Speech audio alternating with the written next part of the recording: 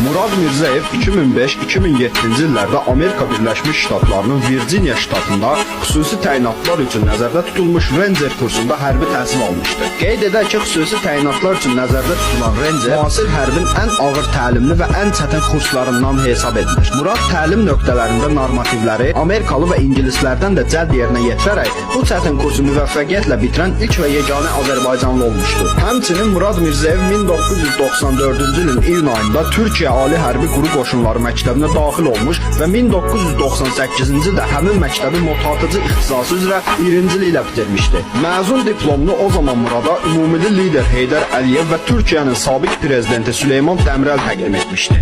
Aprel döyüşlər zamanı keçirilən hərbi əməliyyatlarda Talış kənd ətrafında Azərbaycan xüsusi təyinatlı qüvvələrinin zabiti polkovnik leytenant Murad Mirzəyev döyüş tapşırığını yerinə yetirərkən çox böyük şücaət və igidlik göstərdi. Komandiri olduğu hərbiçilərlə birlikdə